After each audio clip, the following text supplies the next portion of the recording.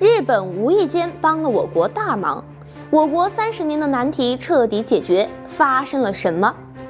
提起钴元素，很多人也许会想到手机、电脑以及电动汽车电池中不可或缺的重要金属，但事实上，钴矿资源对于航天领域、新能源汽车产业等高科技行业至关重要。正是因为这种稀有金属的重要性，一段时间以来，日本对其他国家丰富的钴矿垂涎三尺。日本就曾派人多次去非洲国家勘测，而对于中国，日本自古以来就十分垂涎。例如我国的长白山，日本就曾多次派人勘测这里的火山喷发，在10年间足足勘探了36次。然而令人意外的是，日本这一举动却意外帮助了我们解决了30多年来的困扰。那么，困扰我国30年的难题到底是什么呢？日本为何会如此好心帮助我国？日本竟然做起了好事儿。日本发现巨型矿藏，无意中帮我国解决了被困30年的难题。新中国刚刚成立时，工业水平极其落后。后来随着苏联的帮助，我国也开始模仿制造飞机。可模仿并不意味着真正的自主制造。随着中苏关系的破裂，许多科研专家不得不从零开始研究发动机技术，钴的稀缺问题上成了一个难题。尽管我们已经探明了1%的全球钴矿储量，足以满足军工需求，但由于人口众多和需求量大，我们仍然需要进口钴。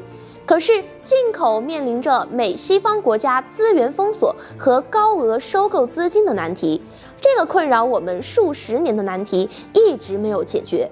然而，日本在探索稀有金属资源时，意外发现了刚果民主共和国的巨大钴矿群，储量高达340万吨，相当于全球的1/3。日本为了获取这些资源，企图对刚果政府施加压力。刚果哪能受得了这个气儿，转头就找到中国，并立即要和我们签订合同，而我们也因此获得了刚果钴矿资源的开发权。可刚果为什么会突然变相，心甘情愿地与中国签订合同呢？刚果忽略日本开出的高价，将钴矿开采权卖给中国，这是为什么？中国作为一个在稀土资源领域具有丰富经验和较大话语权的国家，在非洲也有着广泛深入的合作关系。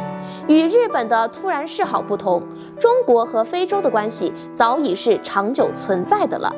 当非洲国家出现埃博拉病毒的时候，中国在得知后第一时间就提供了近2亿的医疗物资，以及大量的粮食、资金等等。在新冠疫情期间，我国一共向刚果提供了839万美元的粮食救援，在当地树立起良好形象。同样的，我国开出的价格向来公道，且高于其他国家。除此之外，在与非洲国家合作开采钴矿方面，中国企业通常采取共赢策略，不仅会投资当地的基础设施，带动当地的职业化，而且还会通过培养技术人员，提高他们本土的技术水平。这样的条件可不是日本能给出的，所以刚果选择中国抛弃日本也是合乎情理的。